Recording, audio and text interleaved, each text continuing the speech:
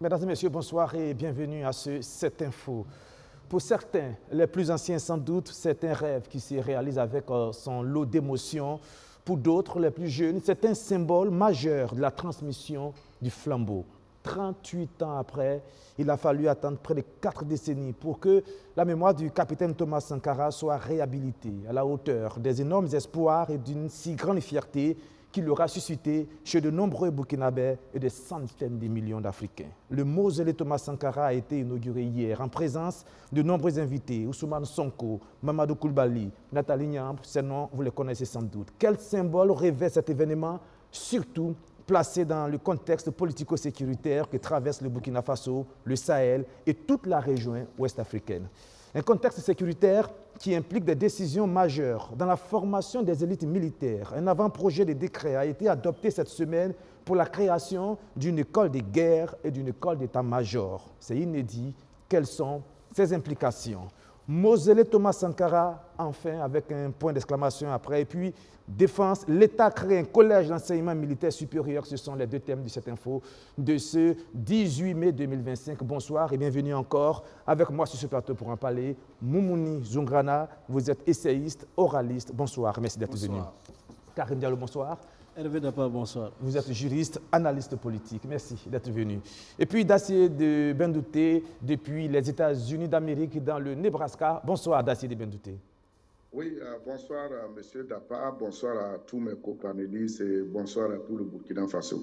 Je vous le disais, il y a un instant, tout de suite, direction le mausolée de Thomas Sankara, inauguré hier.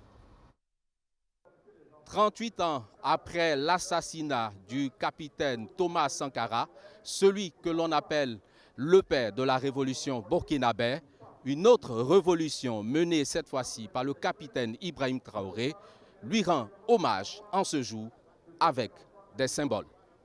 Première symbolique, la date du 17 mai, en référence au 17 mai 1983, où le capitaine Thomas Sankara, alors Premier ministre, a été arrêté.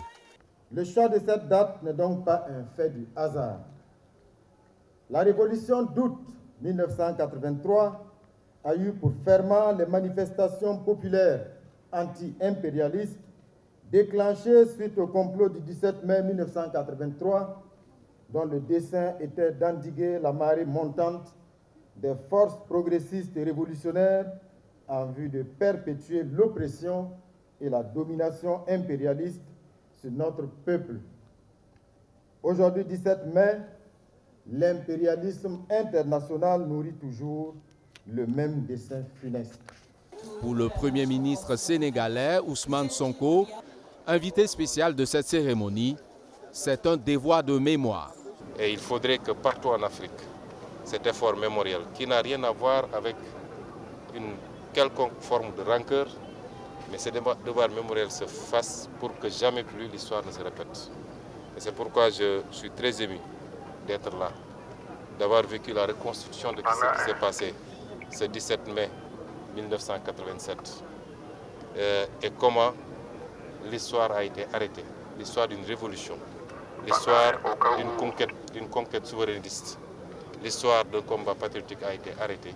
Le mausolée Thomas Sankara, inauguré ce 17 mai, est haut de 10 mètres.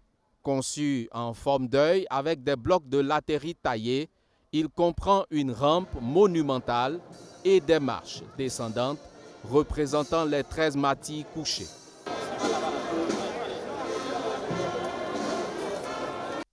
Voilà, Moumouni Zoungrana, quand vous voyez ces images-là, vous, l'oraliste, vous, l'essayiste, quels sont les sentiments qui vous animent tout de suite? Alors, forcément, c'est un sentiment de reconnaissance parce qu'un mausolée, forcément, c'est un lieu de recueillement, un lieu d'introspection, mais aussi un lieu de mémoire. Et il vous souviendra que le 30 avril, à côté, le monde entier s'est mis au chevet du Burkina Faso pour lui apporter sa solidarité. Et le 17, c'est le Burkina qui invite tous les panafricains du monde pour qu'ils viennent se ressourcer, pour qu'ils viennent s'enrichir des leaders sankaristes, pour qu'ils viennent apporter la bonne nouvelle un peu partout dans le monde, pour que le combat mené par Thomas Sankara puisse irradier le monde entier. Pour que partout où l'orphelin est en train de pleurer, partout où, en tout cas, la veuve est en train de gémir, partout où le noir est en train de souffrir, qu'enfin la liberté puisse être retrouvée. Et le mausolée, moi je vois au moins jusqu'à 5 symboles. Le journaliste qui a fait le reportage parlait de la date. Ça c'est évident, effectivement, cette date-là est symbolique parce que cette date-là va symboliser en quelque sorte la prise de conscience des masses populaires, de leur force pour arrêter en tout cas l'imposture de l'impérialisme. L'autre date, l'autre symbole important, c'est la nature même du mausolée, c'est-à-dire les matériaux qui ont été utilisés pour construire le mausolée. Comme vous le savez, Sankara, c'est quelqu'un qui a toujours aimé l'endogène, c'est quelqu'un qui a toujours fait la promotion des valeurs traditionnelles, c'est quelqu'un qui, en son temps, a fait la promotion de ce type de construction-là, notamment la matière utilisée. Et aujourd'hui, savoir qu'il se repose, en tout cas, dans un mausolée fait à partir de ce type de matériaux-là, ça montre qu'en tout cas, les graines semées, en tout cas, sont en train de fleurir. L'autre symbole aussi, qui n'est pas anodin, c'est l'architecte d'ailleurs qui a construit cet ouvrage. C'est Nassir Burkinabé. On ne l'a pas choisi parce que tout simplement il est burkinabé. On l'a choisi parce qu'il est au sommet, il est sur le toit en tout cas, du monde en termes d'architecture. Et lui, sa marque de fabrique, c'est le matériel, c'est les matériaux locaux. Et là, ça montre qu'effectivement, avec ce type de matériel-là, le Burkina, effectivement, on peut tirer son épingle du jeu. L'autre aspect important qu'il faut aussi signaler, c'est la forme même du monument. Si vous avez remarqué, effectivement, quand on regarde ça de haut, à partir des cieux, on voit que c'est un œil. Et l'œil, c'est la vue, c'est la vision, c'est le regard, c'est l'observation, c'est aussi le témoignage. Donc, moi, je trouve que tous ces symboles-là montrent qu'effectivement, ce mausolée-là doit jouer sa partition. Et si vous avez remarqué la forme, les figures ne sont pas gratuites. Vous allez voir qu'effectivement, les poteaux sont effilés vers le bas, comme s'il y avait une certaine projection de lumière qui jaillit du sol. Effectivement, le lieu n'est pas anodin. C'est là-bas que l'impérialisme a voulu arrêter la marche de l'histoire, a voulu assassiner l'espoir des Africains. Et le Burkina, avec ces moulins, comme si, à ce lieu-ci, une renaissance est en train de faire, d'arriver pour que, en tout cas, la lumière puisse jaillir sur le monde, afin qu'enfin, la paix puisse être retrouvée, que l'Africain puisse retrouver sa dignité et son honneur. Vous voyez tous ces pays qui sont venus pour nous accompagner. Ça, c'est un symbole fort et nous sommes très contents. Et l'élément important, au début, les gens s'inquiétaient parce qu'on a vu le monument est petit, les gens n'avaient pas compris que ce mausolée n'est qu'une pièce d'un grand ensemble. Et même le financement qui est attendu, tout ça c'est symbolique. 60% pour le Burkina et le reste pour le monde. C'est la première fois qu'on voit un travail de ce genre qui est financé entièrement par des Burkinabés. Et l'architecte est burkinabé et les 40%, c'est un regard extérieur pour dire au monde, Sankara n'appartient pas seulement au Burkinabé, Sankara appartient au monde entier, apportez votre contribution. Karim Diallo, au-delà du symbole, vous, le juriste. Oui, il faut préciser que l'érection donc, de ce mausolée, donc, en ce lieu précis, traduit sans doute la volonté des autorités de l'État de porter au panthéon de l'histoire les dignes et emblématiques fils qui ont écrit l'histoire de notre pays à l'encre indélébile donc, de leur sang. Et donc, de ce point de vue, il faut considérer que c'est le Burkina Faso qui se souvient des sacrifices donc, consentis par ses dévanciers. Et le plus important, c'est que le combat continue. C'est le message que je vois apparaître en filigrane donc avec l'érection de ce mausolée en ces lieux bien précis. Dacier de Bendouté, Thomas Sankara aimait dire que tuer Thomas Sankara et d'autres Sankara naîtront quand vous voyez tout ce monde venu pour l'inauguration du mausolée. J'ai cité quelques noms il y a un instant pour les plus connus. Mamadou Koulibaly avec son combat contre le franc CFA. Nathalie Yan, vous le savez, la panafricaniste pointée du doigt par les milieux occidentaux. J'ai cité aussi Ousmane Sonko et son combat mené au Sénégal. Sans oublier le capitaine Ibrahim Traoré lui-même au pouvoir et qui essaie de réhabiliter la mémoire de Thomas Sankara. Est-ce que vous croyez que la prophétie de Thomas Sankara est en train de se réaliser 4 décennies après sa mort? Oui, merci. Avant de répondre à votre question, permettez-moi de féliciter les acteurs qui ont mis l'énergie ensemble pour qu'on puisse voir en tout cas ces mausolées. permettez-moi aussi de féliciter notre très grand architecte, M. Kéré, pour le travail qu'il est en train d'accomplir pour notre pays. Et je pense que son œuvre va contribuer à produire beaucoup d'architectes dans notre pays, parce que c'est un modèle pour nous. Et ceci dit, je pense qu'il faut remonter plus loin. L'histoire ne va pas s'arrêter parce que le Burkina Faso fait partie de ceux-là qui ont défendu l'historicité de l'Afrique. Je veux parler ici de Kizerbo. Donc, pour dire que Thomas Sankara, lui-même, depuis son enfance, depuis sa famille, a eu une éducation qui a beaucoup rassemblé du monde autour de lui. Et Thomas Sankara a combattu non seulement pour le Burkina Faso, mais pour le reste du monde. Et vous savez, dans ce genre de contexte, et dans ce genre de situation, il faut situer le problème dans son contexte. L'Afrique a beaucoup souffert et on a beaucoup tué les leaders africains. Parce que le monde, c'est l'Afrique. Si les Africains connaissent leur histoire, si les Africains s'émancipent politiquement, je pense que c'est le monde lui-même qui sera à la remorque de l'Afrique. Donc, personne ne veut que l'Afrique avance. Et tout ce que Thomas Sankara a fait, c'est comme si c'était des graines qu'il avait sémées. Et c'est maintenant que politiquement, socialement, culturellement, on est en train de voir ces graines. Donc, pour moi, on ne peut pas, en tout cas, dire que l'aura de Thomas Sankara va cesser. On ne peut pas aussi dire qu'on pourra arrêter l'histoire de Thomas Sankara. Maintenant, il faut revenir pour dire que c'est au niveau de notre pays que nous devons savoir que nous sommes un grand peuple. C'est au niveau de notre pays que nous devons assumer notre histoire et enseigner la vraie histoire de ce pays à nos enfants. Il y a trop de mensonges dans notre histoire et il faut enseigner l'histoire. C'est au niveau de notre pays que nous devons arrêter de nous trahir les uns les autres et surtout changer notre manière de voir le pouvoir politique. Parce que quand on a tué et Thomas Sankara a disparu, il y a un pays, on l'oublie très souvent, le Cameroun, où dans la rue, les gens pleuraient pour se demander mais comment on peut tuer une telle personne. Et nous voici aujourd'hui, au moment où on est en train de construire le mausolée, le pays est encore en guerre, on est là, entre nous, on s'est trahis. Moi, ce que je veux dire à travers ce mausolée, ce n'est pas de dire plus jamais ça. Moi, je veux que chaque Burkinabé comprenne. Le Burkinabé qui, au nom du pouvoir ou au nom de l'intérêt égoïste, va brimer son frère, moi, je pense que nous devons nous lever et combattre cela. Parce que nous sommes dans un contexte difficile. Mais on voit que le sang de trahison est toujours en nous. La trahison n'a jamais construit quelqu'un. Vous-même, regardez l'histoire de l'Afrique. Tous les grands leaders, toutes les personnes qui ont trahi l'Afrique, regardez comment ça se termine. Donc, c'est cette leçon qu'on doit tirer de cet événement.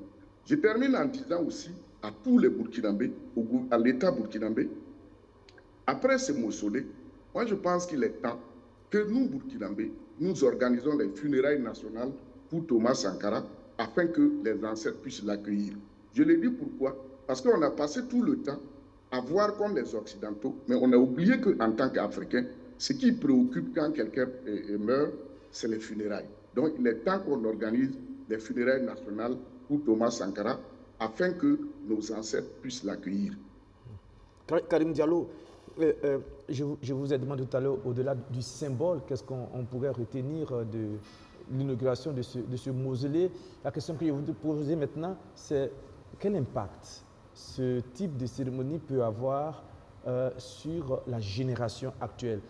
Pour les plus anciens, peut-être que c'est l'émotion, c'est le rêve qui se réalise, mais pour les plus jeunes qui sont pris dans d'autres dimensions de la vie, est-ce que ce type d'événement leur parle, ces jeunes-là? Oui, absolument, parce que comme vous le savez, et comme le disait si bien l'écrivain burkinabé Nazi Boni, je pense dans l'avant-propos donc de son ouvrage Crépuscule des temps anciens, pardon, il dit là-bas que l'Afrique ne serait pas l'Afrique si elle avait honte d'un passé dont elle n'a qu'à se glorifier et où elle doit puiser la sève indispensable à sa construction, si elle veut être au rendez-vous du donner et du recevoir, selon l'expression métaphorique du poète Aimé Césaire. Voilà. Donc je peux considérer que ce genre d'activité peut parler à la jeunesse dans le sens de prendre de nouvelles directives, prendre de nouvelles orientations et construire un Burkina Faso nouveau sur des bases saines de solidarité, d'entraide mutuelle et de cohésion sociale. Et donc, de ce point de vue, je considère que c'est une activité qui peut effectivement parler à la jeunesse, parce que comme vous le savez, Thomas Sankara a été assassiné en 1987, et à l'époque, beaucoup donc, de jeunes du Burkina Faso n'étaient pas encore nés. Et donc, le fait de célébrer donc, cette activité peut permettre aux jeunes, de mon point de vue, de se ressourcer à l'histoire politique et institutionnelle de notre pays et d'aller de l'avant. Parce que, comme vous le savez, nous sommes dans un monde où les défis sont mouvants et c'est vraiment votre capacité à faire donc, bloc autour d'un idéal bien précis, axé sur la défense des intérêts vitaux du Burkina Faso, qui peut permettre vraiment à notre pays d'aller de l'avant et donc de construire donc, sur la base de ce que les prédécesseurs ont laissé. Je voulais même profiter aussi de votre micro pour saluer la mémoire du capitaine Thomas Sankara et de façon aussi accessoire, saluer aussi la mémoire de tous ceux qui ont présidé aux destinées de notre pays, mais qui ne sont plus de ce monde. Je veux parler de feu le général Sangoulé Lamizana et les autres aussi. Chacun Parce a que, fait sa en part. fait, chacun a fait sa part, et le plus important, c'est de construire sur les acquis et de corriger les insuffisances et permettre à notre pays d'aller sur de nouvelles bases, des bases qui puissent assurer son progrès économique et social. Vous savez que nous sommes dans un contexte assez difficile et le rappel de l'histoire peut nous armer de courage, peut nous armer donc de dynamisme pour pouvoir avancer et construire donc un Burkina Faso où il fera bon vivre pour tous les Burkinabés. Moumouni Zongana, Thomas Sankara, il n'était pas seul. Ce jour-là, il était avec ses compagnons, on en parle peu souvent et parfois on le reproche à la presse. Oui, je pense qu'effectivement, Sankara n'était pas seul. Et cette donne a littéralement changé. Je pense qu'à chaque fois, on parle de Sankara avec ses 12 camarades. Et c'est tout à fait juste, puisque autour de lui, il y avait de très grands intellectuels, des gens qui sont dévoués à la cause de la Révolution et qui ont décidé, comme les 12 apôtres, de partir avec le prophète. Donc, je pense que cet hommage-là, c'est pour tout le monde. C'est vrai qu'à chaque fois, il y a un leader, il y a un nom qu'on doit prononcer, mais on pense à toutes ces familles-là, parce qu'il a fallu que ces gens soient là pour que Sankara puisse exister. Et l'organisation de cette journée, c'est dédié à toutes ces personnes-là, parce que cette journée nous rappelle qu'on ne peut jamais cacher la vérité avec, quel que soit le temps que ça prendra, la vérité finit toujours par jaillir. Et cette rencontre a été une opportunité pour rassembler le maximum possible de panafricains au Burkina Faso. Et ça, ce n'est pas un événement anodin, c'est quelque chose qu'il faut souligner. Il faut aussi accepter que cette inauguration a été une opportunité pour que les gens comprennent que ce qui fait la différence entre les humains et les animaux, c'est parce que l'humain a cette capacité, par ses actes, de s'inscrire dans l'histoire. Sinon, nous sommes tous des mortels, chacun de nous, quel que soit le temps que tu prendras, finira par partir. Mais qu'est-ce que tu as laissé à la postérité? Qu'est-ce que tu as fait pour que les gens puissent se rappeler de toi? Après Sankara, il y a eu des millions et des millions de Burkinabés qui sont morts. Mais on ne se rappelle pas de pourquoi. Parce que tout simplement, ils n'ont pas posé des actes qui sont de nature, en tout cas, à élever le Burkina Faso vers le haut, comme on a de le faire en ce moment. Mais aussi, cette manière de célébrer Sankara rappelle à tous les Burkinabés que la trahison, ça n'a jamais servi à rien. J'imagine mal ceux-là qui ont assassiné Sankara. S'il y en a qui sont vivants, ils doivent souffrir dans leur chair, ils doivent souffrir dans leur conscience, ils doivent se demander est-ce qu'on aurait dû le faire. Vous insistez sur le même mot que Dacier a prononcé tout à l'heure. Vous insistez beaucoup sur le mot trahison, sur la traîtrise. Est-ce que vous pensez que c'est l'une des plaies de la marche révolutionnaire de nos pays, la trahison? S'il y avait un mot plus fort que plaie, j'allais même l'employer.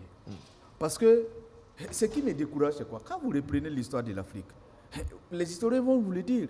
Les Blancs qui sont venus coloniser l'Afrique, ils ne dépassaient pas une trentaine de personnes pour coloniser tout un continent. Qu'est-ce qui s'est passé? Peut-être un peu plus. Non, ils ne dépassaient pas la trentaine, je suis formel. Les historiens ont été clairs. Ils ne dépassaient pas la trentaine.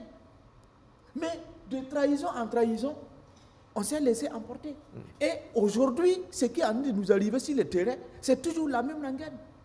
Et malheureusement, quand il y a un leader africain qui tombe, on n'a jamais vu un occidental ou bien un asiatique se présenter en Afrique. C'est toujours les mêmes noirs. Ce sont les mêmes noirs là qui tuent. D'accord. Donc c'est pour cette raison, nous appelons la population à se ressaisir.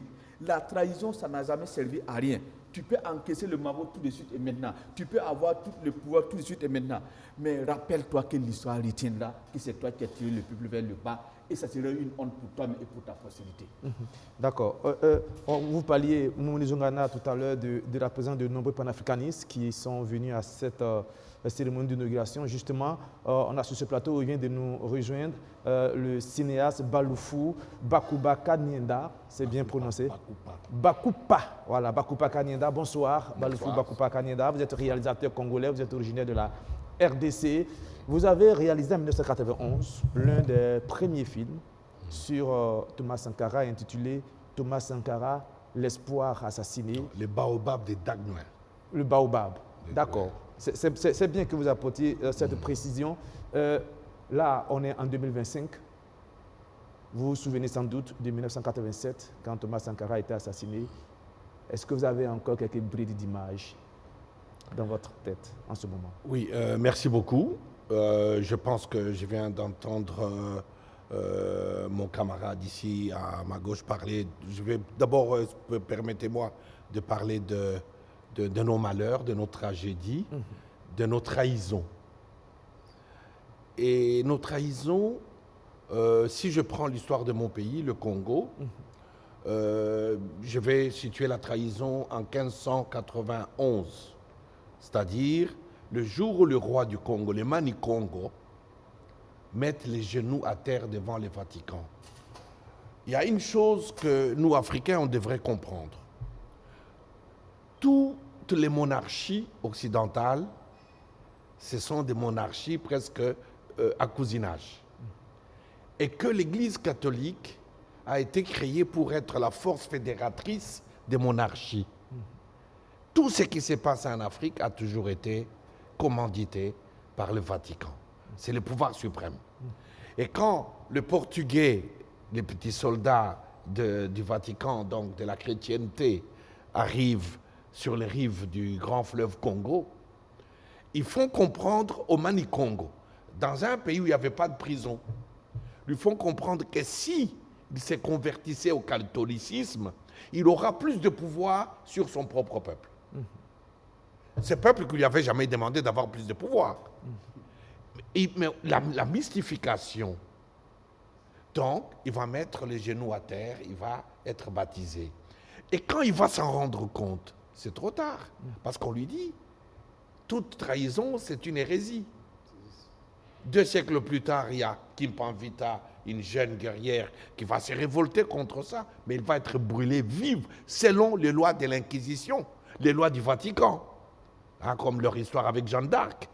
Donc, les trahisons nous ont affaiblis. Et je crois que monsieur a raison. Ils n'étaient pas plus d'une cinquantaine dans beaucoup de nos contrées.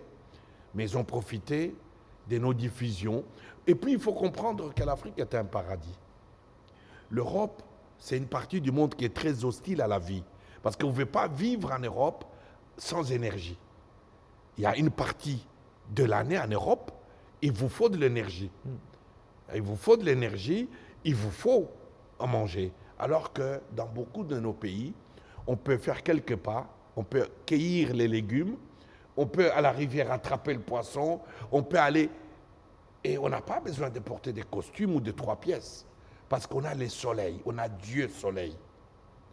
Donc ça crée un peuple du paradis, un peuple de la cueillette. Alors que de l'autre côté, ils doivent chercher des débouchés. Parce que l'Europe est pauvre. Ils doivent chercher des débouchés. Et ça vous donne de l'énergie du criminel. Et les criminels, quand ils vont vers vous, il est déjà préparé. Quand le voleur rentre dans votre maison, il vous surprend. C'est aussi pour dire peut-être qu'il faut regarder l'histoire différemment. Hein? Il faut regarder l'histoire différemment. Il faut regarder la conférence de Berlin comme une conférence de la Cosa Nostra. C'est une réunion des mafieux. C'est une réunion des terroristes. Bon, parfois, on parle de terrorisme aujourd'hui dans nos pays, mais ça n'a pas commencé aujourd'hui. Lisez l'histoire de l'Afrique. Avant Berlin, on parlait des razzias. C'est la même chose. C'est la même chose. On a affaire à une civilisation de la violence contre une civilisation Ubuntu de l'humanisme. Sarkozy lui-même le disait, que le peuple européen, c'est l'un des peuples les plus barbares au monde. C'est le président Sarkozy, l'ancien président français lui-même qui l'a dit. Mais revenons... Je vais revenir à votre question, à ma présence ici. Vous savez, moi j'ai fait le film sur Thomas Sankara, on a commencé à travailler en 89. 89, FESPACO 89. Le FESPACO le plus disputé, le plus controversé. C'est-à-dire quand Sankara meurt en 87, moi je suis en Europe, et c'est un coup de tonnerre. Parce qu'il faut comprendre que quand Sankara arrive, c'était l'Afrique de Mobutu, de Houphouët-Boigny, de Eyadema, de Bokassa. L'Afrique des gens indécolonisables. Hein? L'Afrique des dinosaures, hein? On parlait des dinosaures. Les pères de la nation. Oui, et quand Sankara arrive, tout d'un coup, pour moi, qui travaille sur Lumumba depuis 1980, là, il y a une renaissance. Un espoir. Oui, j'ai l'impression il y a une continuité. On verra cette continuité plus tard avec Ibrahim Traoré. Il y a une réelle, pour moi, qui travaille sur Sankara. Je ne suis pas séduit au départ. Quand un camarade à moi qui travaille avec lui vient à Bruxelles, me dit « Il faut que tu ailles voir ce qui se passe au Burkina, à Haute-Volta ». Je connaissais de la Haute-Volta parce que j'étais étudiant en histoire aussi. Je connaissais Kizerbo, le grand maître. Mais je connaissais aussi des noms comme Bobo Dioulasso. Parce que j'ai été éduqué à la littérature africaine. Ça serait pour moi, Bobo Dioulasso, pour moi c'était un rêve, ça sonnait comme un Et votre tambour. camarade vient vous voir et vous dit d'aller voir? Non, il me dit, il travaillait avec Sankara. C'est un Bruxellois, congolais. Bouanakaboué, qui a été d'ailleurs le conseiller senior, conseiller spécial, comme on dit en français. Et il me dit, il faut que tu viennes voir qu'est-ce qui se passe là-bas. Mais moi, j'avais horreur des uniformes. J'avais déjà Mobutu, c'était déjà assez lourd. Hein? Donc, j'avais horreur des uniformes. Vous étiez un peu réticent, disons. Non, je n'étais pas séduit. Mais tout d'un coup, la Haute-Volta, qu'on connaissait pour beaucoup de grèves, beaucoup de mouvements sociaux, tout ça. Ça, c'est pas aujourd'hui. Oui. Et tout d'un coup, la Haute-Volta devient le Burkina Faso. Là, il y a quelque chose qui change. Dans ma perception, il y a quelque chose qui commence à me parler. Ça commence à gamberger. Mais tout d'un coup, la Haute-Volta disparaît et le Burkina est sur orbite. Et quand je viens pour la première fois, donc 85, et je vois se mettre en place une révolution africaine, une révolution volontariste. Je vois un peuple en mouvement. Le Burkina, c'est mon premier grand pays africain que je découvre. Donc c'est ma porte vers l'Afrique. Donc je découvre vraiment, mais je ne suis pas prêt. Je repars. Je dois encore finir mes études de cinéma. Mais j'étais déjà dans la recherche. J'ai travaillé sur Lumumba. Et Sankara meurt en 87. Donc je viens au FESPACO 87, et donc c'est en février, et il meurt assassiné en octobre. Mais c'est Lumumba qu'on vient de réassassiner. C'est Nkrumah qu'on vient de tuer. C'est comme ça que vous vivez oui, mais l'assassinat c'est de Thomas Biko Sankara. qui vient de mourir. C'est Robert Sobukwe qui vient de mourir. C'est Cabral. Encore une autre tragédie africaine, vous vous dites. Et d'ailleurs, il y a cette phrase, je crois, de quelqu'un qui dit « L'Afrique, dans ses perpétuelles tragédies, comment peut-elle porter autant de deuil sans réagir ?» Et tout est sombre. Mes aînés cinéastes, la plupart, vont décider, d'ailleurs, ils n'ont jamais changé d'avis, qu'ils ne mettront plus jamais les pieds au Burkina Faso. C'était la déception. Non, mais c'est plus que la déception. C'est comme si tout d'un coup, il y a une chape comme ça qui tombe devant vous et vous êtes impuissant. Et moi, je vis entre les francophones et les anglophones. Je suis à Londres. Et là, il y a des grandes discussions. Vous savez, les francophones, on les a beaucoup instillé la peur. La peur de dire des choses, tourner en rond, alors que chez les anglophones, il y a de l'audace. Je ne dis pas que tout est rose. Oui. Et donc, on décide qu'on ne fera pas les boycotts. On viendra sur place pour voir les capitaines. Donc, nous arrivons, vous savez, le FESPACO, on arrive la dernière semaine de février. Donc, on arrive durant cette semaine de février, dont j'ai oublié la date, 1989. On arrive, il est 4 2 ans après la mort de Sankara. Oui, il est 4 heures. C'est le premier FESPACO. C'est le plus controversé. Et les autorités ont essayé d'inviter le monde entier pour combler le vide. Et donc, nous, on arrive à l'aéroport. Je suis content que ça s'appelle maintenant l'aéroport Thomas Sankara. Et on arrive, il est 4 heures du matin, donc on va à l'hôtel Ndé. Et les chambres ne sont pas prêtes, on n'est pas non plus prêt à dormir, parce qu'on ne doit pas dormir. Il y a quelque chose de cosmogonique. On ne peut pas venir dans la maison de deuil et dormir. Et il y a là June Divani, qui est notre aînée, qui est une personnalité très importante. C'est une dame de Guyane anglaise. Et il y a John Akonfra, l'un des plus brillants documentaristes de ma génération. Il y a Menelik Shabazz, qui avait fait des images sur Sankara quelques années avant, qui est de Barbados. Et on décide qu'il faut aller. Et vous arrivez au Burkina Faso? Non, on est à l'hôtel Indé. Oui. Donc on dit, on ne va pas dormir, on ne va rien faire. Il faut d'abord qu'on aille voir les capitaines. Donc on trouve un vieux taxi, vous voyez, le Mercedes vert et tout. Ça existe encore d'ailleurs. Oui, et moi je suis le seul qui parle français. Donc on est à peu près 6, j'oublie les notes des autres. Donc, et vous embarquez dans un taxi? Oui, non, un seul. On s'engouffre. Tous ensemble dans le même taxi? On s'engouffre. Direction? Oui. Non, mais moi je monte, c'est moi qui parle français, au chauffeur. Je lui dis, on va aller voir les capitaines. On va aller voir, il dit, quel capitaine? On va aller voir Sankara. Il dit, à Dagnuin. C'est la première fois que j'attends. Dagnuin, oui. Cimetière de Dagnuin. Oui. Non, mais il a dit seulement Dagnuin. Je crois que ce n'était pas encore un cimetière. Donc, Dagnuin. Mais il le dit avec torpeur. Et puis il s'est ressaisi. Vous savez, un vieux, je ne dirais pas Moré ou Djoula, avec son petit chapeau. Et dans un silence, mais il met la musique d'un griot. Vous savez, la musique griotique, ça vous emporte aussi. Oui. Et nous arrivons dans cet endroit, il est à peu près 5 heures. Donc 5 heures du matin? Oui, c'est la lumière de l'aube. La lumière sahélienne de l'aube, si vous la remarquez, elle est bleue, entre le bleu et le gris. On appelle ça la lumière cendrée. Ça fait comme un peu du brouillard. Le brouillard de l'aurore ou de l'aube. Et vous arrivez sur place? On arrive, donc moi je suis le premier à sortir parce que je suis assis à côté du chauffeur. Et tout d'un coup, ce qui me frappe le plus, c'est les cris des corbeaux, de vautours. Et je lève les yeux, je vois ces grands baobabs qui défient le ciel, les bras ouverts.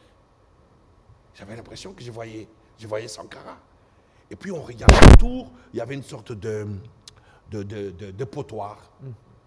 Et puis à gauche, à notre droite, un peu plus haut, il y a des amas de béton, tout de blanc. Vous voyez ça, tout ça dans le brouillard. Je revois encore l'image.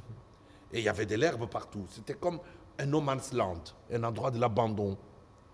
Et nous y allons, on voit le capitaine Thomas Sankara, on s'est mis à lui parler, chacun à tour de rôle. Qu'est-ce que vous lui dites? On lui dit qu'on est là et que la mémoire sera notre alliance et qu'on n'oubliera rien en chemin. C'est la phrase que vous attendez dans mon film. N'oublie rien en chemin, que la mémoire soit notre alliance. Hein? Mémoire, je te déclare immortalité du baobab. Donc chacun lui parle. J'imagine qu'en ce moment, vous étiez étreint par l'émotion. Vous avez coulé peut-être quelques larmes. Ou bien c'était plus dans la rétention. Vous savez, c'est comme une prière. Chacun lui parle. Tout à fait. Les autres parlent en anglais, moi je lui parle en français. Je lui dis, on ne va pas oublier. D'accord. Et quand vous passez de ce cimetière très modeste là, en ce moment, à 2025, et ce mausolée que vous avez vu hier, il y a tout un chemin. Oui, non, mais il y a tout un chemin, mais excusez-moi, je vais peut-être vous paraître long, mais vous allez comprendre un peu la suite. Donc on rentre à l'hôtel, on est dans le silence total. On rentre à l'hôtel et on reprend nos places sous la paillote de l'hôtel Indé, de l'autre côté de la piscine. Et on se regarde, John Akonfra et moi, John du Ghana et moi, on travaille sur la mémoire. Vous savez, les cinémas, ce n'est pas un divertissement pour nous. C'est un acte politique. Et nous, on vient d'une génération qui a affronté la matière. Toute la matière de la pellicule, du cinéma en chimie, elle était faite pour la peau blanche. Tout à fait. Ouais, moi, je n'ai jamais fait un film en couleur. Donc, j'ai toujours mélangé les couleurs par refus. Et ma couleur préférée, c'est le noir et blanc. Et donc, on est là, devant les questions de mémoire. Et puis, tout d'un coup, on dit, il faut faire un film. On a dit qu'on n'oublie rien en chemin. Mais comment ne pas oublier? Alors, il faut verser Sankara dans la mémoire. C'est notre travail de cinéaste. Et c'est de là part l'idée. Oui, c'est là où ça part l'idée. On me dit, Baloufou, toi, tu es le mieux outillé. Parce que, aussi parce que je suis peut-être francophone, mais je travaille sur la mémoire. Je travaille déjà sur le Mumba. Et donc, tout d'un coup, il y a une sorte de pitch où tout le monde me dit, bon, maintenant que on t'a dit de faire ce film, tu es d'accord? Oui, je suis d'accord. Comment tu vas le faire? Donc, on commence à discuter, à donner des idées, et arrive sur le fait l'un des plus puissants producteurs de ces moments-là, qui est à Channel 4, Rod Stoneman. Et il est irlandais. Il n'y a pas plus révolutionnaire qu'un Irlandais. Et lui, il est fou de Sankara. Il vient aussi pour les deuils. Donc, nous arrivons là. Rod, on lui dit, Rod Baloufou va faire un film sur Sankara. Il dit Channel 4 met de l'argent. On ne mettra pas tout. Tout de suite, vous trouvez un producteur. Oui, mais nous, on ne veut pas qu'il mette tout parce qu'on veut avoir le contrôle du film. Attention. Ah oui. Celui qui paye, c'est celui qui commande. Voilà, on fait un film toujours avec l'argent des autres. Donc, il faut calibrer. Donc, on s'est dit, il ne faut pas qu'il dépasse 30%. On va chercher ailleurs. Mais c'était sans compter sur l'impérialisme. Mais les portes se sont fermées avec un fracas terrible. C'est-à-dire que dès que vous dites que c'est un film sur la mort de Thomas Sankara, pap, c'est Dès parti. qu'on a annoncé le même jour, on a convoqué quelques journalistes à l'Hôtel Indépendance. On a dit, on va faire le film sur Sankara. Voilà. La mémoire est notre alliance, notre anneau de fer. Et les portes se sont fermées. On l'a dit, mais tout d'un coup, ça a commencé à parler partout. Vous savez, moi, durant toute ma carrière, j'ai été interdit des palmarès au FESPACO. Et pourtant, j'ai amené des films qui ont fait l'événement. Mais j'ai été interdit de palmarès. C'est même peut-être par autocensure. Vous savez, les gens ont peur. Tout à fait. Mais c'était important parce qu'un Burkinabé ne pouvait pas faire ce film. Et là, l'idée naît. Oui. Et au fur et à mesure, elle fait son Ça met bonhomme 2 ans. de On chemin. fait le film 2 ans. 2 ans après. On revient au FESPACO 93. Philippe Savadogo est directeur du FESPACO. Il m'appelle, il me dit n'aie pas peur, viens. Je dis non, mais moi j'ai déjà inscrit mon film. Donc j'envoie une pellicule, je suis en 16 mm, j'envoie ma galette. Mais je sais qu'au FESPACO, les copies se perdent. Hein. Et donc qu'est-ce que je fais? J'amène une autre copie dans ma valise. Ah, et ça a été. C'est notre devoir de faire notre métier. Qu'est-ce qui s'est passé pendant la projection? Oula, donc la projection, elle est programmée à la Maison du Peuple, à 19h. 17h, on annonce que le programme a changé. On doit aller au Sanctuaire français. Et que si on n'y va pas tout de suite, on ne peut plus rentrer. Non, on ne peut plus rentrer, il y a du monde partout. Et bien finalement, on part, c'est incroyable. On a peur, je suis accompagné de jeunes sankaristes qui me protègent. Je dors à différents endroits. Et tous les soirs, je suis chez les parents Sankara, où je me sens à l'aise. J'apprends à manger du thon. Et donc on arrive, et c'est les militaires et la police qui m'ouvrent les passages.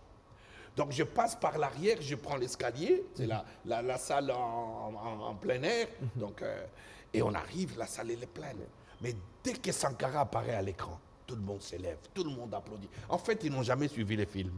C'est-à-dire toute ma poésie, et peut-être qu'ils l'ont vu après. Quoi. Donc, mais dès qu'il apparaît, mais c'est tout le monde, ah, capitaine. Et on est en pleine répression. Ah oui. Ben, moi, j'ai subi les crachats, les insultes, tout. Mais c'est normal, c'est normal. C'était une certaine époque. Ah, mais non, mais 93, oui. c'est... Elle a changé maintenant, oui, je veux mais dire. c'est que je dis, on va arriver aujourd'hui, excusez-moi, mais un Burkinabé ne pouvait pas le faire parce qu'il fallait protéger tout ça. Parce que parfois, notre extraterritorialité devient aussi une cause. Donc, un Burkinabé, il le faisait, il allait être à mal. Donc, il faut aussi comprendre ces choses-là. Comment fonctionne aussi la censure. Mais bon, notre métier, c'est de faire des films. Donc, ben voilà, donc 93. Et le film est montré au Burkina en 2015, quand l'assassin prend la fuite. Et on m'appelle, je crois que je suis à New York, on m'appelle, on me dit, la RTB va passer ton film aujourd'hui. Non, on me dit, le film est en train de passer à la RTB. Mais j'étais content, le film était libéré enfin. Il était libéré. Le film était emprisonné? Ben, parce qu'il n'avait jamais été montré. D'accord. En fait, là, il était libéré. Il était libéré, oui. Oui. Et il y a eu assez d'anecdotes comme ça sur Thomas Sankara. Après Thomas Sankara, vous l'avez dit tout à l'heure, il fallait être courageux à cette époque-là pour décider de faire un film sur la mémoire de Thomas Sankara. Et là, vous revenez, on fait la démarche ensemble, on quitte 87, 89, 91, 93, 2015, vous l'avez dit, 2025 maintenant. Vous êtes au Burkina Faso. On est en 2025. Je vais y arriver. 2015, donc je crée le prix Thomas Sankara. Oui. C'est toujours dans la perception. On doit garder la mémoire vivante. Tout à fait. Donc 2025. Mais moi, je viens souvent ici. Oui. Donc je suis chez moi. Je suis un des fondateurs du mémorial. Hein? Donc j'ai participé à toutes les phases du mémorial. Qu'est-ce qui a changé en 2025? Bah, il a changé. D'abord, on est en numérique. Il y a des réseaux. On communique vite. Hein? Quand les gens veulent toucher au capitaine Ibrahim Traoré, Quand le capitaine Traoré prend le pouvoir, ouais. Tout de suite, est-ce que vous dites, ça y est, un autre espoir est né? Ou vous avez un peu de réticence comme au début? Non, pas au départ, mais il y a déjà du Sankara. Il y a du Sankara dans beaucoup de similitudes. Le capitaine Traoré a fait partie des gens qui ont mis Damiba au pouvoir. Sankara a mis le médecin Jean-Baptiste Ouédraogo au pouvoir. Mais c'était simple. Ouédraogo, médecin, il n'avait pas de bataillon, il n'avait que des seringues et des infirmiers. Donc, il y a beaucoup de similitudes. Mais on reste un peu prudent. Mais on commence à entendre. On s'est dit, mais tiens, il y a peut-être une réincarnation. On ne va pas se faire avoir. Et puis ça monte. Observe. Et puis, oui, mais ça monte. Ça monte et puis on revient, on fait SPACO, nous on observe. Les cinéastes, on observe. Moi, je ne suis pas vraiment quelqu'un qui va à des manifestations officielles. Donc on observe.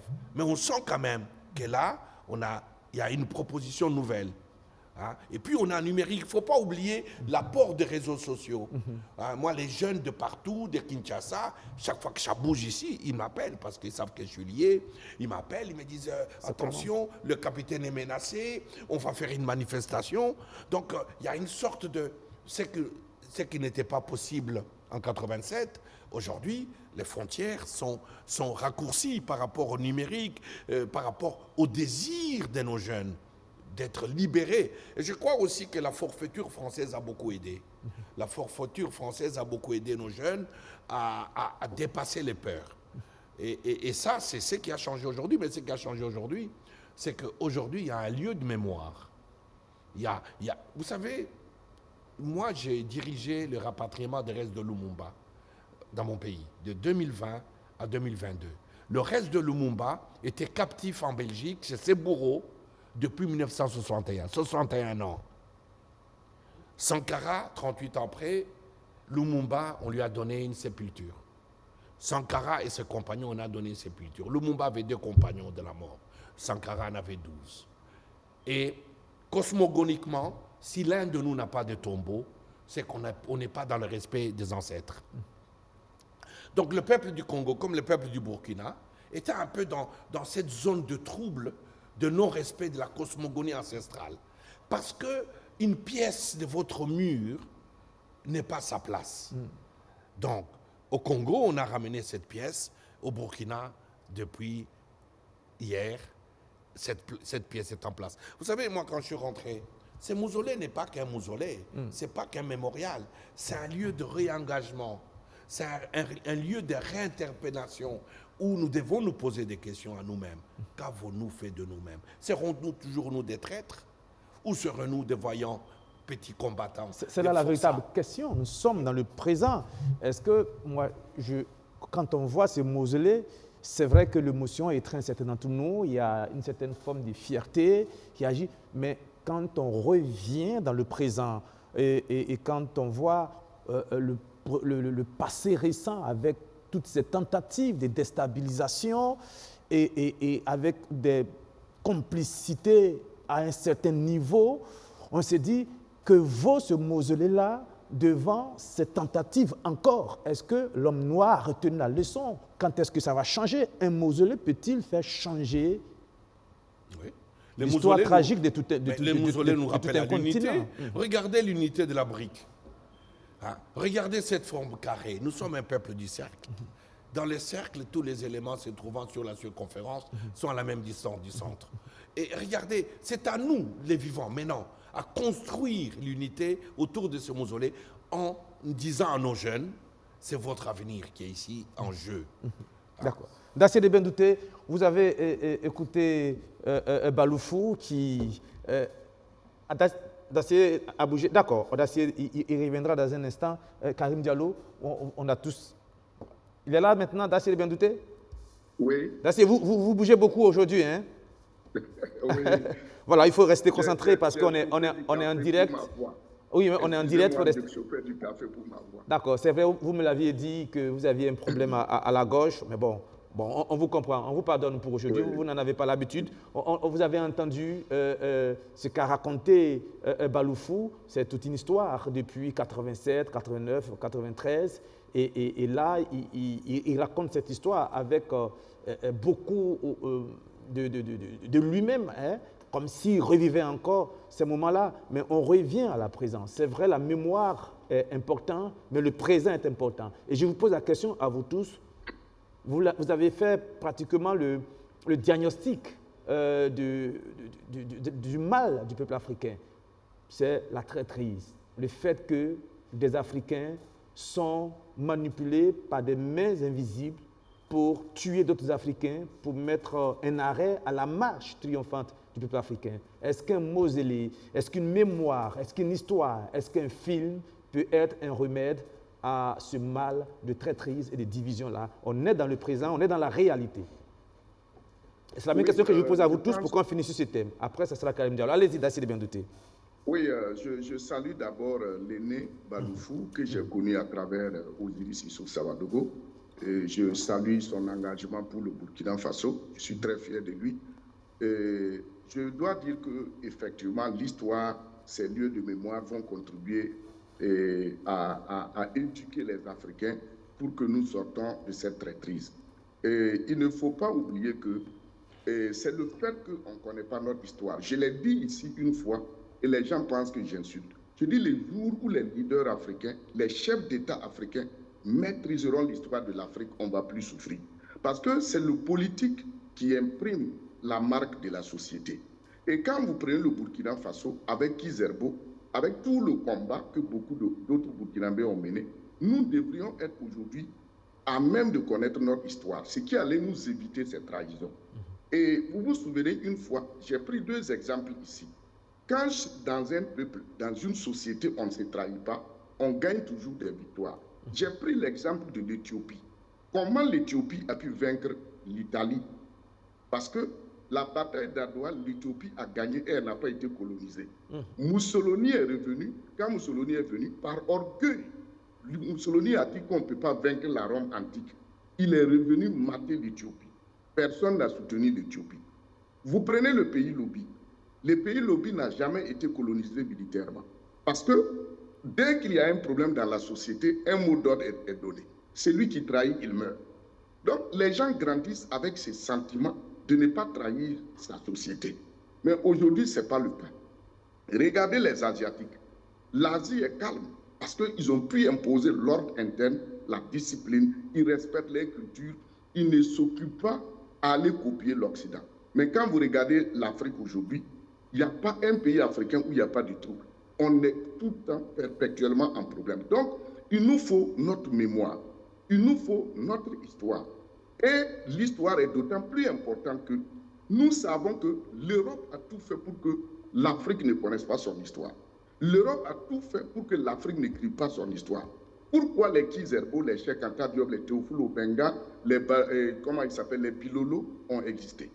Vous vous rappelez comment les Kizerbo se sont battus et il a même créé le CAMES pour que nous nous déconnections intellectuellement de l'Occident. Donc, on a besoin de tous ces éléments-là pour pouvoir aujourd'hui construire notre identité. Et mieux, et l'aîné Baloufou est là, il se rappelle de cette grandeur aussi du Burkina, l'IPN, l'Institut des peuples noirs. Justement, pardonnez-moi de vous interrompre, parlant de l'IPN, le gouvernement, au cours de cette semaine, a pris un avant-projet de décret pour créer l'IPN Farafina, c'est le nouveau nom de cet institut, l'Institut des peuples noirs, Farafina. On écoute le ministre en charge de la communication sur ce nouvel institut qui sera relancé et on revient pour débattre.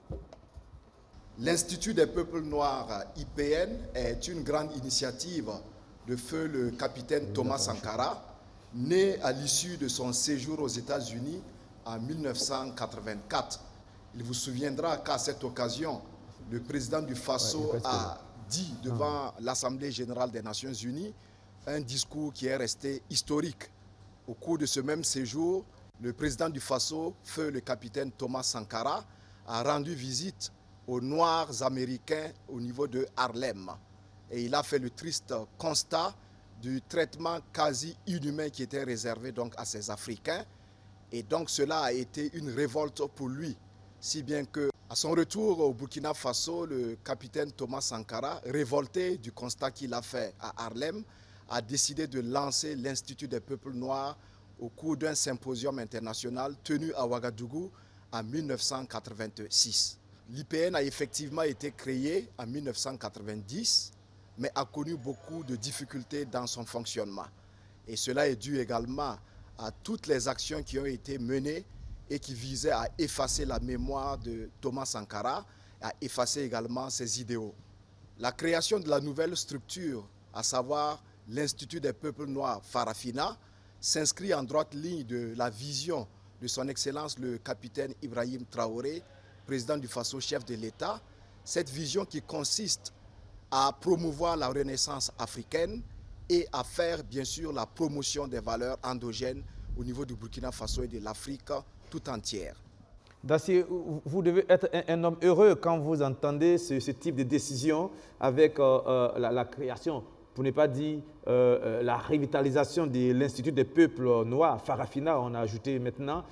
C'est peut-être la droite ligne de ce que vous pensiez. Est-ce que vous croyez que ce type de décision peut être justement un engrais pour fertiliser davantage le changement de mentalité et justement pour mettre un frein à cette tragédie de traîtrise, de division qui met un frein justement au développement de l'Afrique et à sa poursuite vers des plus grandes contrées? Oui, je pense que c'est une très bonne volonté politique qu'il faut saluer. Parce que l'IPN, effectivement, c'est dans ce sens-là qu'on a créé, Thomas Sankara a lancé l'IPN. Parce qu'il faut que les peuples africains retrouvent leur mémoire. Et l'IPN a été combattu parce que personne ne veut que les Africains connaissent et écrivent leur histoire. Donc, moi, je pense qu'aujourd'hui, l'IPN va dans ce sens. Et le Burkina Faso a beaucoup d'éléments qui permettent aujourd'hui à cette renaissance africaine, à cette renaissance culturelle. Maintenant, c'est au niveau des politiques qu'il faut véritablement travailler avec les techniciens. Vous savez aussi, l'un de nos problèmes en Afrique est que les gouvernants travaillent de l'autre côté, les chercheurs travaillent de l'autre côté. Même la colonisation a été une entreprise hautement scientifique. Et vous prenez les sciences comme la géographie et l'anthropologie, ce sont des sciences nées du fait colonial. Donc, il va falloir que nous, Africains, nos dirigeants actuellement, travaillent avec nos chercheurs. Il faut que nos dirigeants essaient de convoquer l'histoire et la culture africaine pour que, en tout cas, cette conscientisation, cette éducation, pour ne pas que les gens trahissent, ça revienne. Pour que nos pays aussi affirment leur personnalité en tant que société digne de ce nom. Donc, moi, je pense que ce retour de l'IPN est à saluer. On a le FESPACO, on a, comment on appelle, le CAMES, on a, en tout cas, beaucoup d'institutions au Burkina qui permettent de cela. Karim Diallo. Oui, je pense qu'il y a deux enseignements fondamentaux de mon point de vue qu'on peut tirer donc, de l'érection de ce mausolée à la mémoire du capitaine Thomas Sankara. Le premier enseignement de mon point de vue, c'est de trouver à l'interne, au plan interne de notre pays, des mécanismes assez endogènes pour régler nos contradictions internes. Parce que comme vous le savez, le 15 octobre 1987 est arrivé à la suite de contradictions internes au sein de l'appareil de l'État. Et donc, nous devons aussi apprendre de notre histoire pour ne pas perpétuer les mêmes bêtises, excusez-moi du terme. C'est un peu fort. Pour ne pas perpétuer les mêmes événements malheureux, les mêmes incompréhensions. Voilà. Et deuxièmement, il faut aussi travailler à faire en sorte que l'amélioration des conditions de vie des Burkinabés soit notre première boussole. Parce que Thomas Sankara, par-delà tout ce qu'on peut dire, ce qui le caractérisait, c'était sa volonté farouche d'améliorer en constance et en permanence les conditions de vie des masses laborieuses. Et donc, il faut qu'on s'inscrive dans le cadre de cette vision du capitaine Thomas Sankara pour apporter des solutions concrètes aux préoccupations des Burkinabés. Voilà. Et je pense qu'à la lumière de tout ce qui a été dit dans le cadre de cet exercice, je pense qu'aujourd'hui, le Burkina Faso a des ressources nécessaires, internes nécessaires pour faire face à n'importe quelle situation. Il faut qu'on règle nos contradictions internes de façon pacifique et à l'intérieur de notre propre dispositif. Et deuxièmement, il faut qu'on mette en avant la défense des intérêts de l'ensemble des Burkinabés à travers l'accès à l'eau, à travers l'accès à l'éducation, à travers l'accès à l'alimentation, à travers l'accès au vivre ensemble et à la cohésion sociale. Justement, vous parliez de la détermination du capitaine Thomas Sankara à faire en sorte que le peuple burkinabé puisse vivre heureux.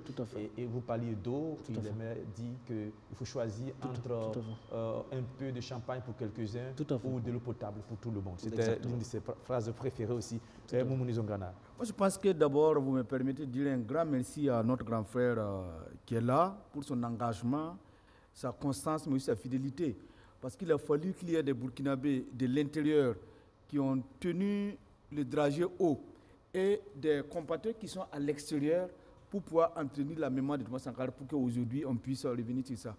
Et il y a beaucoup de non-burkinabés qui sont devenus burkinabés par le fait de leur engagement pour le pays. Et si nous avons l'opportunité de les rencontrer, on les témoigne notre remerciement et notre reconnaissance. Parce que l'Afrique, aucun pays ne pourra avoir un avenir s'il reste seul. Et notre combat aujourd'hui, c'est de travailler, c'est que tous les Africains se réunissent. Parce que si vous voyez, en Europe, comment l'Europe est arrivée à conquérir l'Afrique? C'est parce qu'ils ont étudié les peuples africains. Les premiers anthropologues, les petits ethnologues, ils sont venus pour comprendre la culture africaine. Et c'est à partir de là qu'on nous tient. Et c'est pourquoi je voulais qu'on revienne sur l'IPN. Tant que les Africains vont regarder la culture africaine à partir des œillères venus de l'Europe, ça ne marchera pas. Et je pense que l'institut qui est là, ça va nous permettre de découvrir notre vraie culture et savoir comment nous allons en tout cas avancer. Et là, c'est tellement important. Et je pense que ce combat doit être mené par la jeunesse. C'est pour cette raison que je salue le fait qu'aujourd'hui, le capital humain est au cœur des enjeux, en tout cas de la politique de notre pays. Parce que tout simplement, un pays ne peut pas avancer si on n'a pas d'intellectuels, un pays ne peut pas avancer si le peuple est analphabète. Et s'il y a beaucoup de trahisons, c'est parce que tout simplement, il manque une certaine maturité. Et dans la formation, et cette formation liée à la culture et à l'éducation. Parce que quand on parle d'éducation, ce n'est pas seulement la formation intellectuelle, il y a aussi le côté moral. Donc pour moi, aujourd'hui, il faudrait qu'on mette l'accent sur ce dossier-là, qu'on mette l'accent sur l'éducation pour qu'enfin, on puisse comprendre que nous sommes des frères. Et que la trahison n'a jamais servi parce que c'est une victoire éphémère, c'est une victoire qui va entacher sa postérité. Baloufou Bakoupa Kanyenda, il y a eu, vous l'avez cité il y a un instant, il y a eu les Kwame Nkrumah, les Patrice Lumumba. Aujourd'hui, on a des Assimi Goïta, Tiani et Ibrahim Traoré. Est-ce que, de votre expérience, vous croyez que cette fois-ci sera la bonne? Mais je reviens sur tout ce qui vient d'être dit ici, parce qu'il faut qu'on comprenne comment opère l'histoire dans le passé et dans le futur. Parce que le présent n'est qu'un pont. Tout à fait. Et regardons ce qui se passe dans l'Alliance des États du Sahel, avec la CEDEAO. Hein? Tout à l'heure, on disait ici, quand on vient coloniser un territoire, les territoires à côté disent c'est pas notre problème, c'est leur problème. Et si nous étudions bien ce qui s'est passé entre la CEDEAO, qui est devenue comme ça une sorte de conglomérat de gardiens de la plantation des esclaves, prêts à aller combattre leurs propres frères, quelle différence y a-t-il entre Nigeria et Niger? Quelle différence? Même dans la dénomination, dans le peuple, quelle est la différence? Quelle est la différence qu'il y aurait entre le Burkina et le Ghana? Mais on a vu une frange, donc la CEDEAO, prête à aller au combat pour combattre des gens qui ne vous ont rien fait. Et regardons plus loin ce qu'on appelle la conférence de Berlin, cette réunion des mafieux. Quels étaient les deux points à l'ordre du jour? Les bassins du Sahel, autour du fleuve Niger, et les bassins du Congo.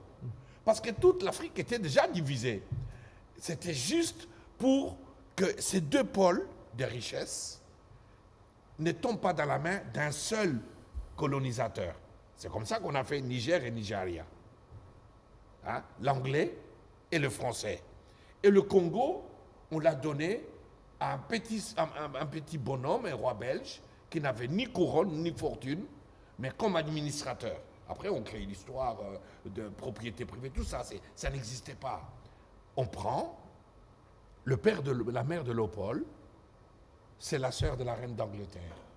Toutes les monarchies sont cousins. Donc, qu'est-ce qu'on veut dire par là? Ce qui se passe dans cette région ne peut pas être regardé différemment de ce qui passe au Congo. Qu'est-ce qui se passe au Congo? Les terrorismes qu'on a ici, que vous appelez les djihadistes, mais c'est le même uniforme que Kagame. Kagame travaille pour qui? Mais ce qui est terrible dans nos trahisons, dans nos faiblesses face à l'histoire. Nos divisions. Mais on a fait passer Kagame comme un modèle.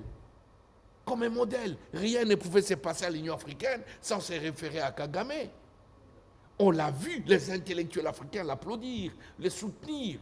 Parce que pour être traître, il faut quelquefois être en défaillance de sa propre histoire. Quand on est armé de sa propre histoire, on sait comprendre beaucoup de choses. Mais je vais revenir sur l'Institut des peuples noirs. Allez-y, on termine là-dessus. Que ce soit pour le mémorial, le frère l'a dit ici, il y a une relation sociologique indéniable entre la politique et la culture. Cette relation-là, il faut qu'elle soit là. Le politique dit Institut du peuple noir, les intellectuels répondent asseyons-nous, nous allons vous apporter la réflexion. Parce qu'on a l'impression qu'on nous a mis en chaîne de faïence. Les politiques, c'est les politiques. Ah, tu as des intellectuels, tu entends dire « Ah, moi, je ne vais pas faire de la politique, je suis un intellectuel. » Mais ce n'est pas vrai. C'est pas vrai. C'est ton domaine d'intellectuel de réfléchir la société, de dire, évidemment, depuis des années, les intellectuels, on leur a donné 3 choix. L'exil, la prison ou les cimetières. Enfin, il y a un 4e choix, ou tais-toi. Hein? Donc, ça crée des peurs. Hein? L'assassinat de Lumumba, l'assassinat de Sankara, ça crée des torpeurs. Ça crée la peur, nous l'avons vécu. Hein? Donc, il faudrait qu'il y ait une race d'intellectuels capables d'élever la voix. De dire, on n'est pas contre, on est un même peuple, mais voilà notre réflexion sur l'Institut. Voilà notre réflexion sur le mémorial.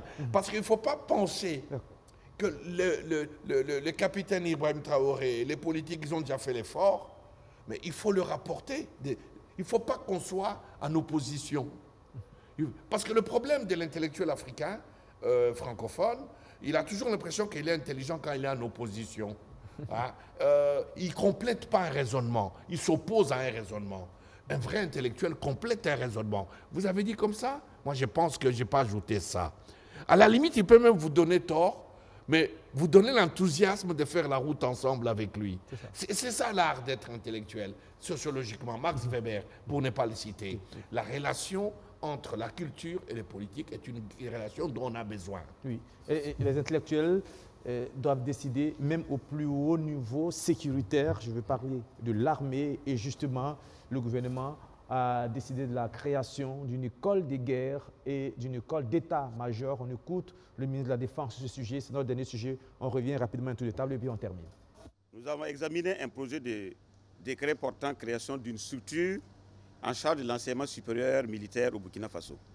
Il s'agira donc de l'enseignement militaire supérieur du 1er degré, communément appelé école d'état-major, et de l'enseignement militaire supérieur du 2e degré, communément appelé école de guerre. Le constat est le suivant. Depuis son indépendance, la formation militaire supérieure des forces armées nationales du Burkina Faso a toujours été faite à l'étranger, c'est-à-dire dans des pays amis. Donc il est grand temps pour le Burkina Faso d'assurer la formation supérieure de ces éléments de forces de défense et de sécurité. Cette formation faite sur place devrait s'adapter aux situations réelles et aux conditions réelles, c'est-à-dire la tropicalisation par rapport aux problèmes que nous vivons en ce moment, notamment la lutte contre le terrorisme. Nous avons aussi l'accroissement de nos effectifs qui recommande que nous puissions mettre en place les dispositions nécessaires pour assurer la formation continue de nos officiers. Cela nous permettrait donc de former localement une élite militaire dotée de compétences en stratégie, commandement, gestion de crise et géopolitique, d'adapter les curricula aux réalités sécuritaires nationales et sous-régionales, de renforcer la souveraineté du pays en matière de formation militaire de haut niveau, de promouvoir la recherche en sciences militaires et en sécurité. Enfin, cela nous permettrait de développer une coopération sous-régionale et régionale en accueillant des officiers venant des pays voisins et d'autres pays africains, contribuant ainsi à la sécurité collective. Karim Diallo, cette décision de la création de ces 2 écoles de guerre et d'état-major, c'est véritablement une décision de souveraineté. Oui, il faut préciser que les questions de défense et de sécurité relèvent des prérogatives donc, régaliennes de l'État. Donc c'est l'État, à travers ses autorités, qui prennent les mesures nécessaires au plan interne pour pouvoir asseoir un dispositif à la fois efficace, juste et adaptée à la nouvelle situation de la géopolitique mondiale. Et donc, de ce point de vue, on peut considérer effectivement que les éléments que monsieur le ministre d'État a versés au débat fait partie en fait de l'affirmation de la souveraineté de l'État, parce qu'effectivement, la défense du territoire est un élément donc, de souveraineté. Voilà. Maintenant, il faut préciser aussi que dans notre droit institutionnel, lorsque vous voulez créer donc, une structure qui a une personnalité morale et une autonomie donc, juridique et financière, vous êtes obligé de l'ériger sous forme d'établissement public de l'État. C'est pour ça que vous voyez qu'il y a un décret qui a été pris pour régir la matière. Autrement dit, on ne pouvait pas greffer cette structure administrative, par exemple, à l'organigramme du ministère de la Défense. Et donc, on prend un décret spécifique portant création donc, de cette structure pour lui conférer une certaine autonomie juridique et financière, pour lui permettre d'avoir des marges de manœuvre assez suffisantes pour prendre en charge les problématiques pour lesquelles elle est créée. Okay. Dassile Bendouté, ce n'est pas trop tôt, vous diriez sans doute? Oui, moi je pense que c'est une très grande idée. C'est une très grande idée parce que les motivations qu'ils viennent d'expliquer, il n'y a rien à dire. Et ça va nous éviter les réseaux qu'on crée à l'international quand les gens s'en vont se former, surtout du côté militaire. Vous vous rappelez tout dernièrement l'affaire Kinda, il s'est retrouvé en formation au Maroc, ainsi de suite. Et aussi, je pense que cette idée, il faut essayer de recentrer les choses sur nous-mêmes. C'est que les gens oublient. L'armée est fondamentalement culturelle. L'armée allemande est totalement différente de l'armée française.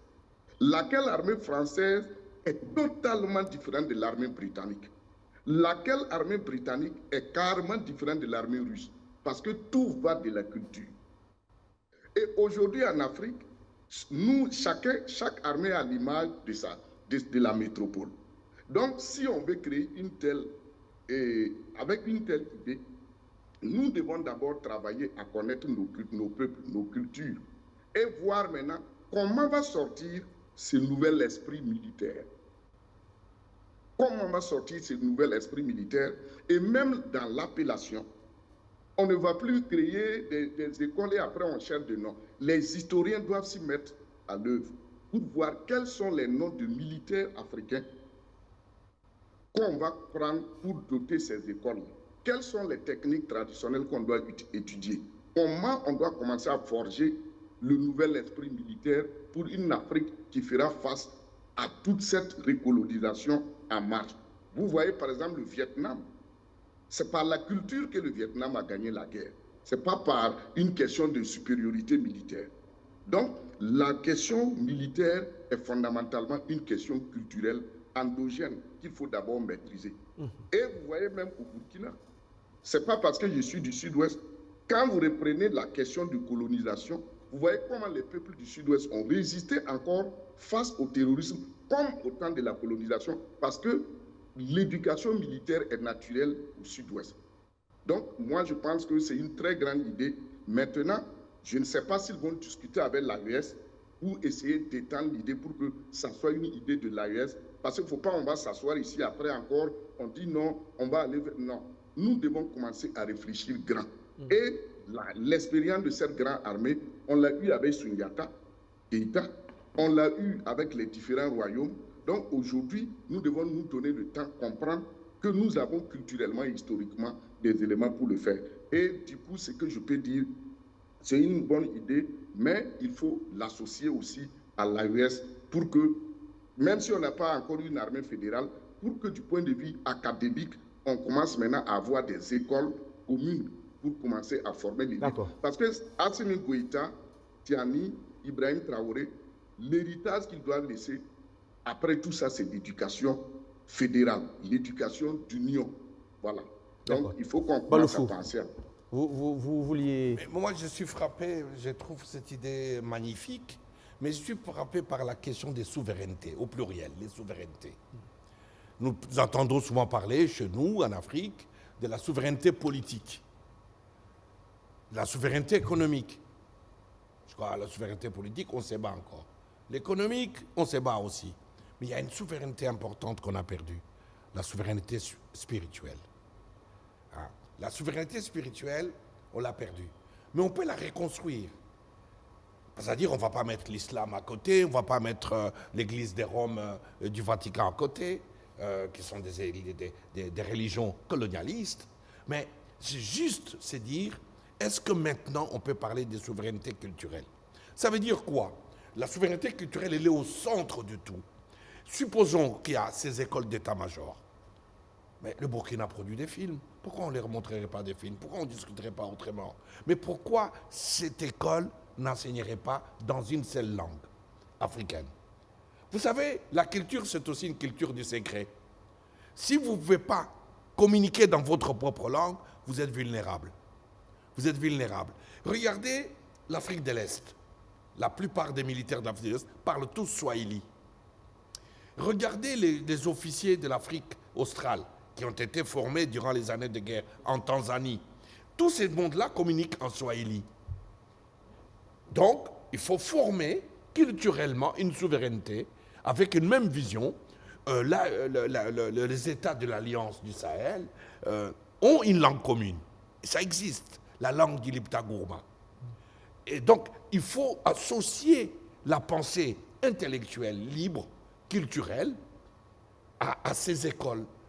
On ne forme pas que les militaires avec les militaires. On forme les militaires avec leur peuple. Il faut qu'ils discutent avec les intellectuels. Je parle bien des intellectuels, pas des universitaires. Parce que chez nous, dans nos pays, il y a beaucoup de confusion. On a beaucoup de professeurs, de doctorats, mais on a très très peu d'intellectuels au sens de la cité. Donc ça, cette question-là, les écoles d'état-major, elle est centrale. Elle est centrale pourquoi? Parce qu'elle doit défendre toutes les autres souverainetés. Mais elle doit être au cœur de la souveraineté culturelle. Alors la souveraineté culturelle, pour chuter là-dessus, nous ramène au mausolée, nous ramène au mémorial. Donc tout est lié, que ce soit l'état-major, que ce soit l'Institut des peuples noirs, que ce soit les mausolées. Ce qui est central, c'est comment fédérer notre réflexion pour la lutte. Pourquoi, comment, tout ça, on parle de Sankara, tout ça, est-ce qu'on va l'inscrire à l'école? Vous savez, l'écriture de l'histoire est politique. L'histoire n'a jamais été le racontage ou la narration de faits réels. Non, l'histoire racontée, écrite, c'est des faits voulus. Et la meilleure histoire n'est pas de raconter les joies, c'est de raconter les tragédies. Vous voyez la Révolution française, c'est un échec. C'est un échec qui a fini par le rétablissement de la monarchie. Mais quand on la raconte, c'est comme la Résistance française. C'est peut-être une bande de voyous qui allait casser les trains pour voler des sardines. Mais vous ne racontez pas votre peuple dans les rabaissements. Vous, comme disait Malraux, c'est le redressement moral. Hein? Dresser les fronts. Donc un peuple a besoin de ça. C'est aussi un des rôles du cinéma. Le cinéma, c'est de rendre beau. C'est de raconter le pour, parce que le pour porte en soi le contre. Donc tout ce qu'on dit ici est très important. Moi, je pense qu'au centre de nos questions, au centre de nos soucis, il y a la souveraineté culturelle. D'accord. Moumouni Zongana, rapidement. On est très en retard, hein, Moumouni. Vous comprenez le mot. Parce que le capital humain est vraiment au cœur de la gouvernance de l'État en ce moment et nous, ça ne nous étonne pas. Et ce que je retiens comme ces quelques minutes, je vais le dire, je dirais seulement que vous ne pouvez pas faire une formation extravertie et avoir des bons produits qui vont répondre à vos attentes. Donc forcément, celui qui vous forme, c'est celui qui vous indique la voie à suivre, c'est celui qui vous indique l'horizon. Et par conséquent, si nous voulons être souverains, il faut que nous instituons la formation entièrement burkinabé ici. Et ça n'est fini. Merci. On aurait voulu aller plus loin, mais on est tenu par le temps. Aussi, le changement de mentalité, c'est aussi le respect de l'ordre et de la discipline. Donc, on est obligé de se conformer aux exigences du Conseil supérieur de la communication. Merci d'être venu. Baloufou Bakoupa Kanyenda, je voudrais vous dire merci particulier parce que vous avez eu un agenda très chargé aujourd'hui. Vous étiez à une conférence depuis 15 heures, je crois. Et là, à 19 heures, vous avez été obligé de courir sous la pluie pour venir répondre à notre invitation. Merci. Et je voudrais vous dire merci par ma voix, la rédaction de BF1, et vous dire merci pour votre sollicitude. Cela montre aussi le sérieux de votre engagement pour ces questions de souveraineté africaine. Et je vous souhaite bon vent, continuez de raconter avec votre cinéma, de raconter l'histoire de nos héros, l'histoire de cette Afrique qui regorge de tellement de beauté. Malheureusement, on peint tout en noir et c'est votre rôle, votre mission à vous de faire ce travail-là pour que la jeune génération puisse voir l'exemple et inspirer. Rapidement, votre dernier mot. Rapidement, 2025, c'est l'année des centenaires. Lumumba aurait eu 100 ans. Malcolm X aurait eu 100 ans. Félix Moumié, 100 ans. France Fanon, 100 ans. Et nous allons célébrer ça à Kinshasa. Mais on ne peut pas parler de ces aînés sans parler de Sankara. 2025, Sankara a enfin une sépulture. Donc nous allons à Kinshasa et aussi penser que 2025, Joe Biden, avant de quitter la Maison-Blanche, a pardonné Marcus Garvey, qui a été mis en prison au moment où nos mères mettaient au monde nos grandes figures emblématiques. L'Amérique mettait Marcus Garvey dans le ventre de ses prisons. Donc tout ça, c'est 2025. Donc 2025 n'est pas une année à prendre à la légère. Pas une année quelconque. D'accord. On observe. Il reste encore quelques mois pour que 2025 finisse. On observe et on verra. Merci bien à vous tous. Merci Dacier de Bendouté pour votre présence chaque jour et j'espère que la gorge va s'améliorer. Hein? Est-ce que vous avez là-bas des tisanes? Vous n'avez pas les racines africaines hein, aux États-Unis, mais bon. Non, souvent c'est difficile d'en avoir. Bon, voilà, mais bon, voilà, ça va passer. C'est juste des petites souris au niveau de la gorge. Et vraiment, merci.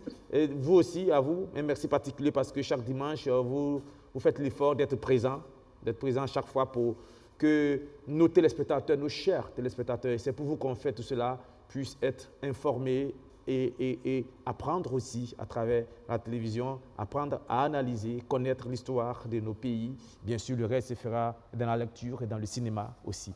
Merci d'être venus, merci à vous tous. Et puis moi, je vous retrouve demain à 19h30 pour une autre session d'information. Bonsoir.